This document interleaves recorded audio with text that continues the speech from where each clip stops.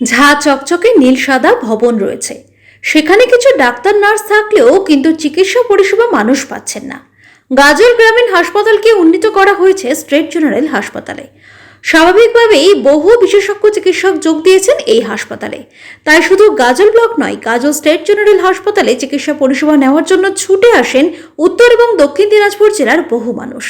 কিন্তু বিশেষজ্ঞ চিকিৎসক থাকলেও বহু বিভাগে এখনও পরিকাঠামোর অভাবের জন্য উপযুক্ত চিকিৎসা পরিষেবা মিলছে না। হাসপাতাল প্রচুর জায়গায় রয়েছে, আমজনতা চাইছেন হাসপাতাল পরিসরে নতুন করে গড়ে তোলা হোক মাতৃমা বিভাগ। এছাড়াও ট্রমা কেয়ার সেন্টার এবং বন্ধ হয়ে থাকা ব্লাড স্টোরেজ ইউনিটটি দ্রুত চালু করার দাবি জানিয়েছেন তারা। রোগীর আত্মীয়রা জানান, এখন হাসপাতাল অনেক বড় হয়েছে, প্রচুর ডাক্তারবাবু এসেছেন, প্রসূতি রোগ বিশেষজ্ঞ ডাক্তারবাবুরাও রয়েছেন। কিন্তু দুঃখের কথা, এখানে সিজার হয় না, নর্মাল ডেলিভারি এখানে হয়। সিজার করতে গেলে মালদা মেডিকেল কলেজ হাসপাতালে পাঠিয়ে দিচ্ছে। গাজল থেকে মালদার দূরত্ব প্রায় 30 কিলোমিটার, সময় লাগেও 40 মিনিট থেকে 1 ঘন্টা। যদি এখানে মাতৃমা বিভাগ চালু করা হয় তাহলে আমাদের এলাকা এবং উত্তর ও দক্ষিণ দিনাজপুর লাগোয়া এলাকার বহু মানুষ উপকৃত হবেন। বর্তমানে হাসপাতালে শল্য চিকিৎসক, স্ত্রীরোগ বিশেষজ্ঞ, অস্থিরোগ বিশেষজ্ঞ এবং অ্যানাস্থেসিস্ট সহ বিভিন্ন বিভাগের ডাক্তারবাবুরা রয়েছেন, কিন্তু পরিকাঠামোর অভাব থাকার জন্য এখানে সিজার বা অপারেশন কিছুই হচ্ছে না। এই বিষয়ে গাজল বিধানসভা কেন্দ্রের বিজেপি বিধায়ক চিন্ময় দেব বর্মন জানান, গাজলের স্টেট জেনারেল হাসপাতাল কেন্দ্রীয় সরকারের বরাদ্দ টাকায় তৈরি, যেটি 100 বেডের কোভিড হাসপাতাল।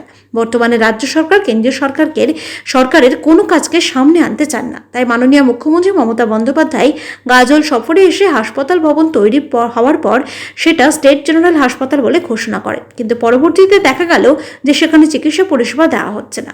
আসলে তৃণমূল সরকার ও তাদের নেতারা প্রচারের আলোয় সবকিছুই করতে চায়, পরিষেবা দিতে তারা ব্যর্থ। গাজল পঞ্চায়েত সমিতির সভাপতি মোজাম্মেল হোসেন বলেন, বিজেপির কাজ অভিযোগ করা। আমাদের সরকার রাস্তা থেকে পানীয় জল, শিক্ষা থেকে এমনকি স্বাস্থ্য ব্যবস্থাকে ঢেলে সাজিয়েছে।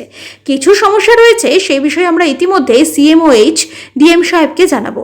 আজকের বিরোধীরা আমাদেরই সরকারের সুযোগ সুবিধাই ব্যবহার করছে, তাদের মুখে এই সমস্ত কথা মানায় না।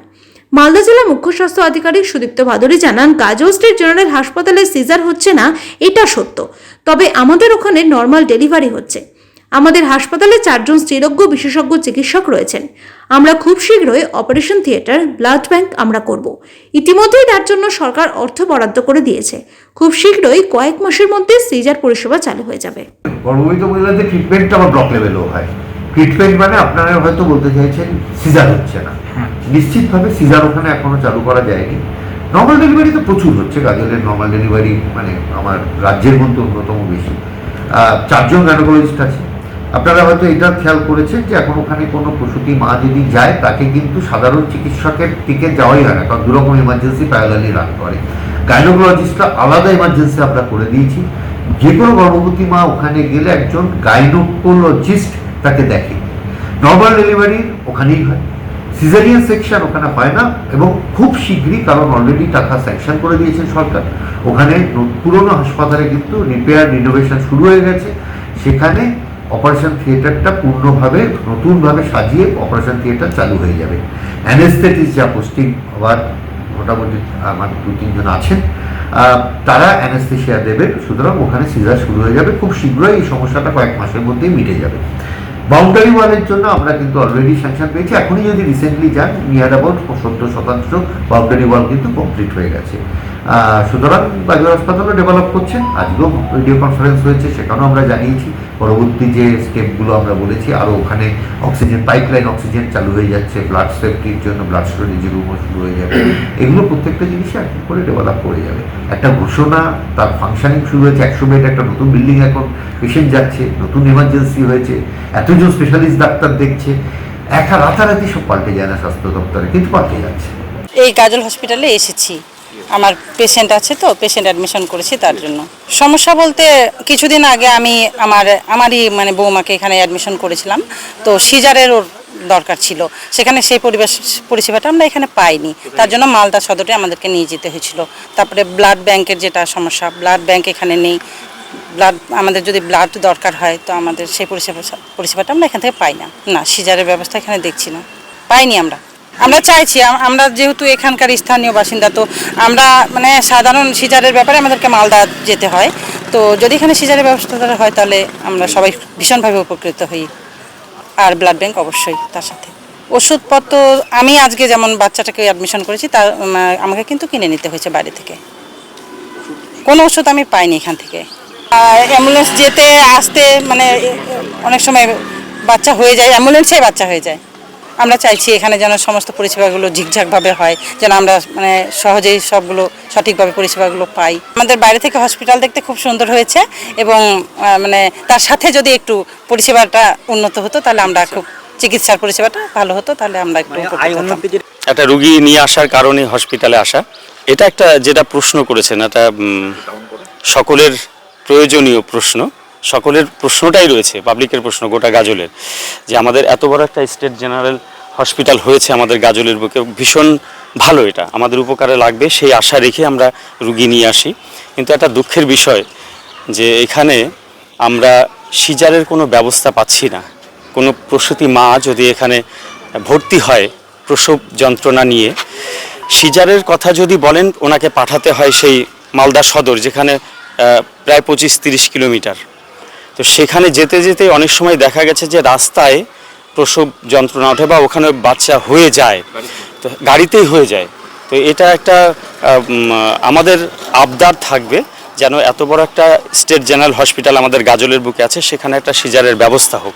আর একটা দুঃখের বিষয় যেটা আমাদের ব্লাড ব্যাংক নেই, এটারও যদি ব্যবস্থা করা হয়, যারা দায়িত্বে আছেন কর্তৃপক্ষকে আমি অনুরোধ করছি, এটার ব্যবস্থা হলে আমাদের গাজলবাসীর পক্ষে ভীষণ ভালো, রোগীদের পক্ষে ভীষণ ভালো।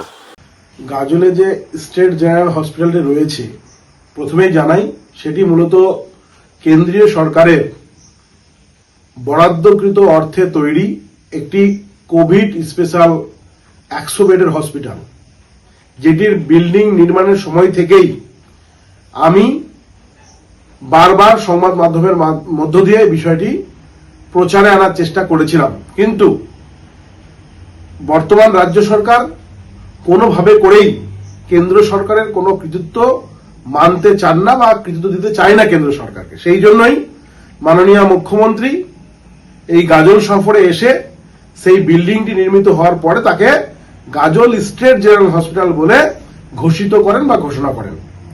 কিন্তু তার পরবর্তীকালে যেটি দেখা যায়, ঝাঁ চকচকে নীল সাদা বিল্ডিং তো রয়েছে, সেখানে কিছু ডক্টর এবং নার্স তো রয়েছে, কিন্তু এই সাধারণ মানুষের ন্যূনতম পরিষেবা দেওয়ার জন্য একটি স্টেট জেনারেল হসপিটালে যা যা সুবিধা থাকার কথা তার কোনোটিই বর্তমান নেই।